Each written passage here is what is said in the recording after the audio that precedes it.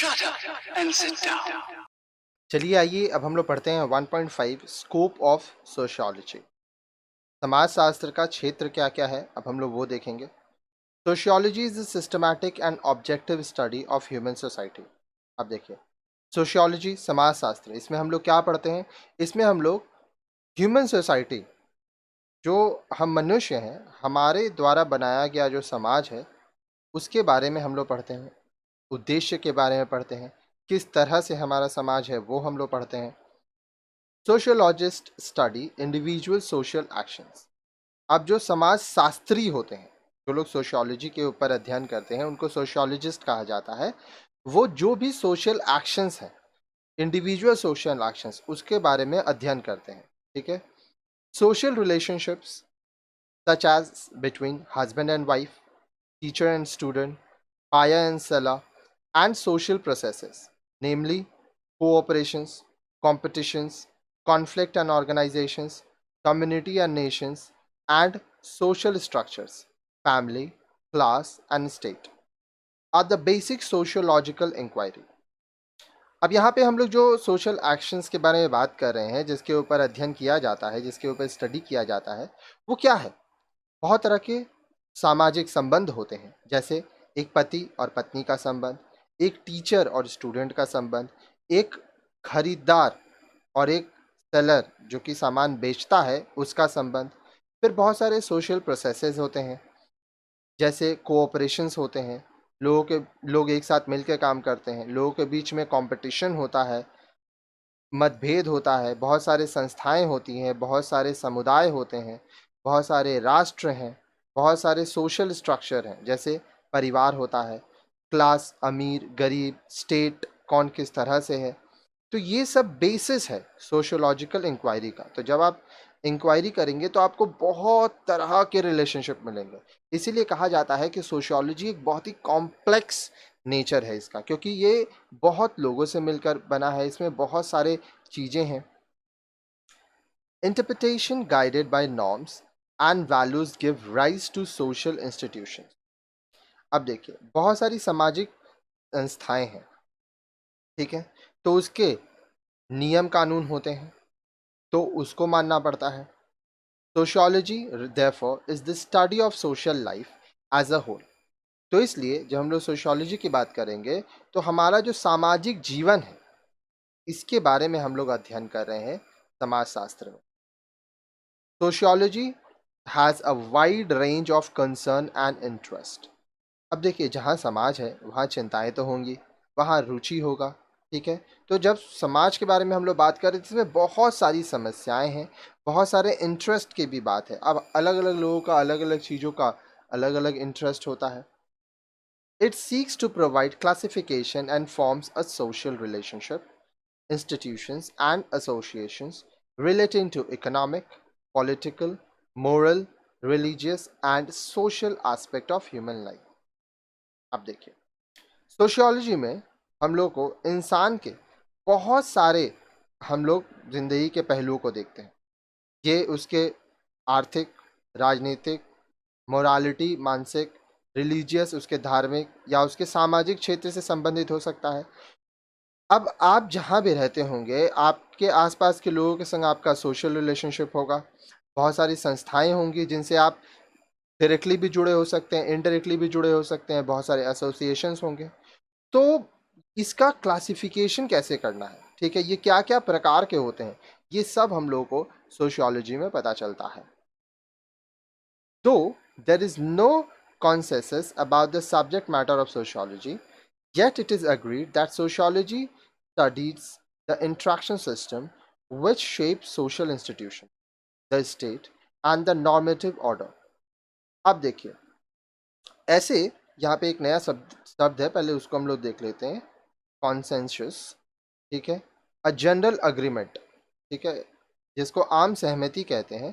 तो ऐसे देखिए, कोई आम सहमति नहीं है समाजशास्त्र का, जो सोशियोलॉजी का हम लोग सब्जेक्ट मैटर पढ़ रहे हैं इस पर ये माना गया है कि सोशियोलॉजी क्या चीज़ का पढ़ाई करता है, इसमें हम लोग क्या पढ़ते हैं, क्या चीज़ का अध्ययन होता है। इंट्रैक्शन सिस्टम, लोगों का एक दूसरे के से कैसा संबंध है, क्या क्या सामाजिक जो संस्थाएं हैं उनका आकार क्या होगा, वो किस तरह से बनेंगे, स्टेट कैसे होगा, फिर जो नियम कानून है, जो नॉर्मेटिव ऑर्डर्स हैं, वो कैसे बनाए जाएंगे, उनको कैसे लागू किया जाएगा। क्योंकि देखिए, जहाँ पर बहुत लोग रह रहे हैं ना, वहाँ पे नियम कानून का होना ज़रूरी है। आप अपने घर का ही एग्जाम्पल ले लीजिए, आपके घर के भी कुछ नियम कानून होंगे, और कहते हैं ना, जहाँ लोग नियम कानून पालन नहीं करते हैं वहाँ रहना मुश्किल हो जाता है। इसी तरह से समाज का भी कुछ नियम कानून होता है। Therefore, we study sociology about social organization, social structure, institution and culture. इसलिए जब हम लोग सोशियोलॉजी पढ़ते हैं तो हम लोग जो सामाजिक बहुत सारे ऑर्गेनाइजेशंस हैं, जो संस्थाएं हैं, सोशल स्ट्रक्चर्स है, इंस्टीट्यूशन है, संस्कृति है समाज में, इन सब के बारे में हम लोग पढ़ते हैं। तो आइए एक एक करके हम लोग देखते हैं। सबसे पहला आप जो देख रहे हैं वो है 1.5.1 सोशल ऑर्गेनाइजेशन।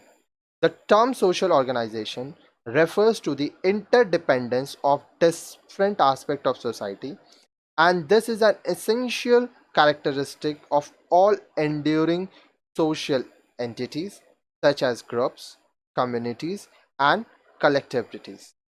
तो जब हम लोग सोशल ऑर्गेनाइजेशन के बारे में बात कर रहे हैं तो क्या बता रहा है कि समाज का जितना भी वर्ग है वो एक दूसरे के ऊपर किसी ना किसी तरह से निर्भर है। ठीक है, समाज में जितने लोग रहते हैं, जितने भी एंटिटीज़ हैं, कोई भी ग्रुप हो, कम्युनिटी हो, कलेक्टिविटीज़ हो, सब डायरेक्टली या इनडायरेक्टली एक दूसरे से जुड़े हुए हैं। आगे देखिए, आगे बोल रहा है, Herbert Spencer has used the term social organization to refer the interrelation, integration, and differentiation of the economic, political, and other division of society. Herbert Spencer, ये भी एक सोशियोलॉजिस्ट थे। ठीक है, वो बोलते हैं कि वो सोशल ऑर्गेनाइजेशन टर्म का इस्तेमाल किया, जहाँ पर वो इंटर रिलेशनशिप बताए हैं, इंटीग्रेशन और डिफ्रेंसिएशन, मतलब कैसे ये जुड़ रहे हैं और क्या क्या इनमें भेद है, अंतर है, इकोनॉमिक, आर्थिक, पॉलिटिकल, राजनीतिक, और अलग अलग जो क्षेत्र है समाज के उसको संबंधित है। तो इन अर्थव्यवस्था से रिलेटेड, राजनीति से संबंधी, और समाज के अलग अलग वर्गों के बीच में किस किस तरह से मेल है और क्या क्या ये लोग में डिफरेंस है, इसके बारे में भी यहाँ पे बात किया गया है। Emile Durkheim implies by social organizations almost exclusively social integration and regulation through consensus about morals and values. अब देखिए, यहाँ पे एक और सोशोलॉजिस्ट जिनका नाम है एमिल डर्कहम, वो क्या बोलते हैं कि जो सोशल ऑर्गेनाइजेशन होते हैं एक्सक्लूसिवली, ठीक है, बहुत सारे सोशल इंटीग्रेशन है, वो लोग जुड़े हुए हैं, बहुत सारे आम सहमति होती है लोगों के सोच में, उन लोगों का मोरल एंड वैल्यूज। अब देखिए, कहते हैं ना, जहाँ पे लोगों का सोच नहीं मिलता है वहाँ पे वो लोग साथ नहीं रहते हैं। तो जहाँ पे समाज होगा वहाँ पे लोगों का सोच मिलेगा, और तब वो लोग साथ रह के एक समाज की संरचना करेंगे। संरचना करना मतलब बनाना। Currently, social organizations is used to refer to the interdependence of parts of in groups of all sizes, from a clique of workers in hospital and factories to a large scale societies and organization. तो आज जो सामाजिक संस्थान है, जो संस्थाएं हैं, उसमें हर एक व्यक्ति, चाहे वो किसी भी क्षेत्र का हो, हर एक समाज चाहे वो कितना ही बड़ा हो, एक अस्पताल में काम करने वाला वर्कर से लेके बड़े बड़े जो फैक्ट्रीज में जो बहुत बड़े बड़े सोसाइटीज या ऑर्गेनाइजेशन होते हैं, ये एक दूसरे से किसी ना किसी तरह से ज़रूर मिलते हैं। ठीक है, एक हॉस्पिटल का वर्कर हो सकता है उसका कोई रिलेटिव काम करता हो फैक्ट्रीज में, आज फैक्ट्री में जो काम होता है वहाँ पे हॉस्पिटल में वो लोग को आना पड़ता है। हॉस्पिटल के वर्कर्स जो होते हैं वो फैक्ट्रीज का सामान यूज़ करते हैं, तो कहीं ना कहीं से इंटरडिपेंडेंसी, एक दूसरे के ऊपर निर्भरता ज़रूर आपको मिलेगा। नेक्स्ट है 1.5.2 सोशल स्ट्रक्चर। अब यहाँ पे हम लोग सामाजिक संरचना के बारे में बात कर रहे हैं। Social structure refers to the pattern of inter relations between individuals. अब देखिए, जब हम लोग सोशल स्ट्रक्चर की बात कर रहे हैं तो लोगों के बीच में, इंडिविजुअल्स मतलब हर व्यक्ति का दूसरे व्यक्ति के संग किस तरह का संबंध है। Every society has social structure, a complex of major institution, groups and arrangements related to status and power. हर एक समाज का एक क्या होता है, सोशल स्ट्रक्चर होता है, ठीक है। एक सामाजिक संरचना होता है जो कि जटिल हो सकता है, उसमें बहुत सारे संस्थाएं हो सकते हैं, ग्रुप्स हो सकता है, बहुत सारे अरेंजमेंट्स होंगे, ठीक है। अलग अलग लोगों का अलग अलग स्टेटस और पावर होगा, कुछ अमीर हैं कुछ गरीब हैं। अब एक ही परिवार में जो लोग होते हैं सबका पावर एक जैसा नहीं है। आगे देखिए, it is said that the study of social structure is comparable to the study of human anatomy and that of social organization, that of physiological. अब देखिए, ये भी कहा जाता है कि जब हम लोग सोशल स्ट्रक्चर के बारे में बात कर रहे हैं तो वहाँ पे ह्यूमन अनाटॉमी, यहाँ पे एक शब्द है, आइए इसका पहले मतलब देखते हैं ये क्या बोल रहा है। ह्यूमन अनाटॉमी का मतलब होता है, देखिए, human anatomy is the study of the shape and form of the human body. The human body has 4 limbs, 2 arms and 2 legs, a head and a neck which connects the torso। तो इंसान का जो शरीर है, ठीक है, उसमें बहुत सारे संबंध हैं। फिर जो आपका यहाँ पे एक और शब्द है, फिजियोलॉजी, ठीक है, आइए इस शब्द का मतलब हम लोग देखते हैं। फिजियोलॉजी का मतलब होता है the branch of biology that deals with the normal function of living organism and there parts. अब देखिए, इंसान का शरीर, ह्यूमन एटोनॉमी, और फिजियोलॉजी, उनका शरीर कैसे काम करता है, ठीक है, तो इसके बीच में भी संबंध है। तो हर एक चीज के बीच में आपको समाज में संबंध मिलेगा, ठीक है, और उसी संबंध को हम लोग पढ़ते हैं सामाजिक शास्त्र, सोशियोलॉजी में। नेक्स्ट है 1.5.3 सोशल इंस्टीट्यूशंस, ठीक है। A social institution is a procedure, practice and an instrument, hence a semblance of a variety of customs and habits accumulated over some time। अब देखिए, सोशल इंस्टीट्यूशन क्या है, ये एक प्रोसीजर, एक तरीका है, यहाँ पे प्रैक्टिस है, इंस्ट्रूमेंट है, जहाँ पे अलग अलग लोग मिलते हैं, अलग अलग लोगों का अलग अलग कस्टम्स है, नियम है रहने का, अलग अलग लोगों का अलग अलग हैबिट है, ठीक है, और यहाँ पे ये लोग एक साथ मिलके काम करते हैं। In every society people create social institution to meet their basic need for survival. हर एक समाज में जो लोग हैं वो कुछ सामाजिक संस्थाएं बनाते हैं जहां से उनका जो बेसिक नीड है सर्वाइवल के लिए, जिंदगी जीने के लिए, वो पूरा हो सके। क्योंकि देखिए, काम तो करना होगा ना। अब जैसे हम टीचर, हमारा जो इंस्टीट्यूशन है, हम लोग पढ़ाते हैं। आप डॉक्टर के पास जाएंगे, वो आपको सेवा देता है। आप सामान खरीदने जाते हैं, तो सब कोई कुछ ना कुछ काम कर रहा है ताकि आप हम सभी का ज़रूरत पूरा हो सके।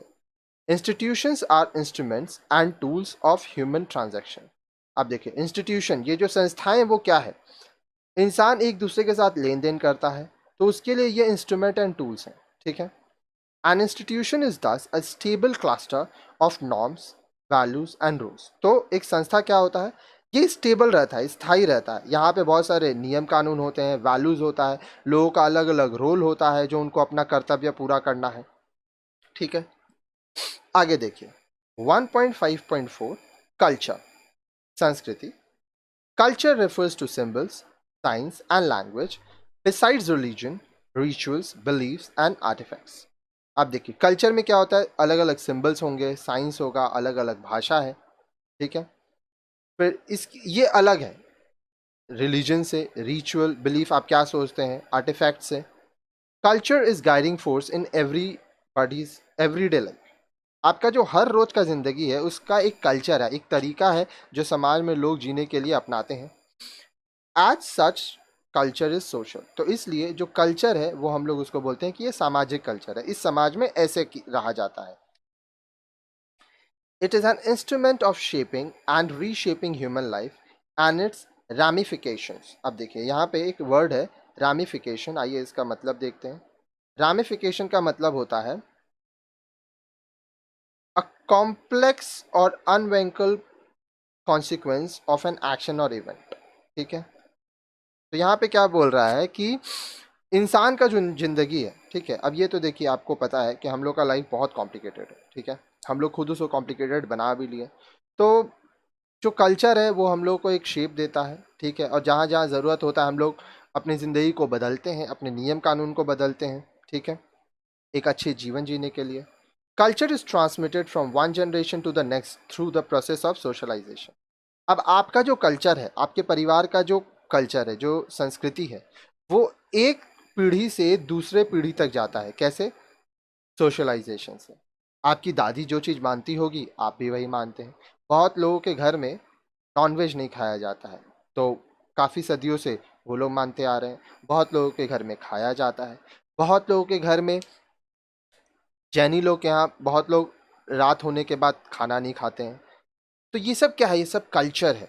बहुत लोग रोज़ा का रखते हैं, मुसलमान दिन में 5 वक्त का नमाज पढ़ते हैं, ये भी एक कल्चर है। बहुत लोग मंदिर जाते हैं, बहुत लोग चर्च जाते हैं, ये भी एक कल्चर है। तो हर एक इंसान का जीने का अपना तरीका है, और ये जो तरीका है, ये जो कल्चर है, ये आज का नहीं है, ये आपके परिवार का बहुत पुराना कल्चर है जो अभी तक चला आ रहा है। ठीक है? आइए अब इसके बाद वाले वीडियो में आप क्या पढ़ेंगे मैं बता देता हूँ। आप पढ़ेंगे रेलेवेंसी ऑफ सोशियोलॉजी। तो उसके बाद वाला वीडियो देखिए अब इसके, और आपको वहाँ पे मिलेगा रेलेवेंस ऑफ सोशियोलॉजी।